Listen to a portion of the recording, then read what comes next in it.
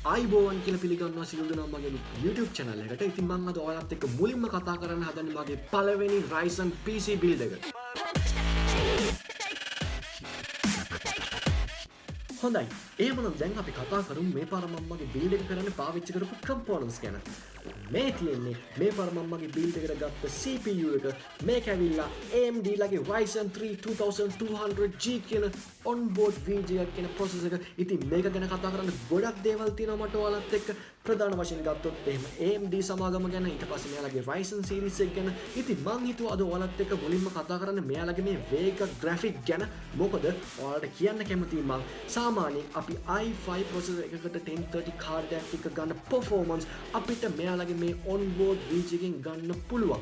තවත් ප්‍රධානම කාරණයක් වෙන්නේ මේකේ මුදල. මේක ලංකාවේ මුදලින් වෙන්නේ සාමාන්‍යයෙන් රුපියල් 21000ක් වගේ මුදලක්. ඉතින් මං හිතන්නේ මේ වගේ processor එකක්, මේ වගේ performance තියෙන processor එකක් අපි Intel සමාගමෙන් ගන්න ගියොත් අපිට සාමාන්‍යයෙන් රුපියල් 40000 ඉඳලා 50000ක විතර මුදලක් වැය කරන්න සිද්ධ වෙනවා.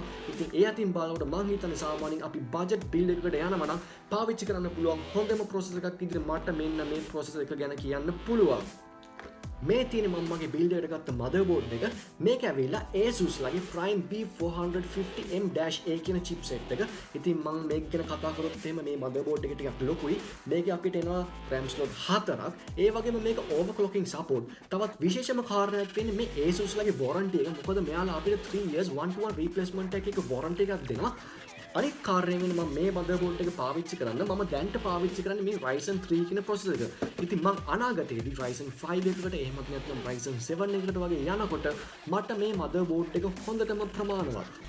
මීට අමතරව මම මගේ build එක කරන්න පාවිච්චි කරේ DDR4 8GB heat sink එකක් තියෙන එක RAM stick එකක්. ඊට පස්සේ මම ගත්තා 650 watt power supply එකක්. ඉතින් මේ power supply එක ගන්න ප්‍රධානම හේතුව තමයි මම අනාගතයේ ටිකක් ලොකු VGA card එකකට upgrade වෙන්න හිතන් ඉන්නවා. ඒ වගේම මම ගත්තේ casing එක විතරයි. ඉතින් මීට අමතරව මම මගේ build එකට පාවිච්චි කරපු VGA card එක ඇවිල්ලා මම කලින් PC එකේ පාවිච්චි කරපු VGA card එක. ඒක ඇවිල්ලා 650 VGA card එකක්. ඉතින් දැනට මට මගේ වැඩ ටික කරගන්න ඒ VGA card එක හොඳටම ප්‍රමාණවත්. ඉතින් මේ ටික තමයි මම මගේ PC එක build කරන්න ගත්ත components ටික. හොඳයි. දැන් එහෙමනම් අපි බලමු මගේ PC එක build කරන ගත්ත photos ටික.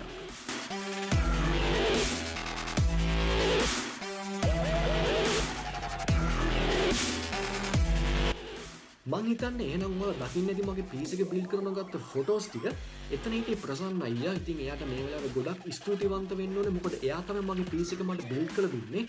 තවත් ප්‍රධාන කාරණයක් වෙන්නේ එයාත් මගේ channel එකත් එක්ක එකතු වෙලා එයාගේ knowledge එක ඔයාලත් එක්ක share කරගන්න එනවා. ඒ වගේම ඔයාලට මොනවා හරි computer සම්බන්ධයෙන් ප්‍රශ්න තියෙනවා නම් ඒව ඔක්කොම අපිට එවන්න.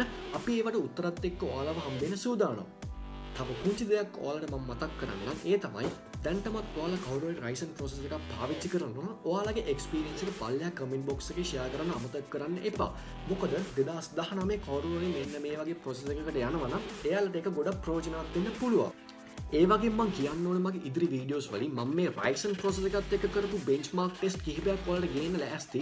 ඉතින් ඔයාලටවත් හිතා ගන්න පුළුවන් වෙයි AMD සමාගම 2019 කොච්චර අභියෝගයක් කරයිද කියලා Intel සමාගමට.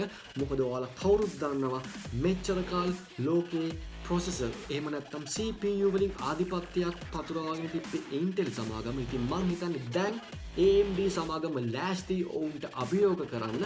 අපි බලමු. මම හිතන්නේ ඔයාලටම දැන් build එකකට යන්න කලින් හිතන්න පුළුවන් ඔයාලා AMD එකකට යනවද එහෙමත් නැත්නම් Intel එකකට යනවද කියන එක.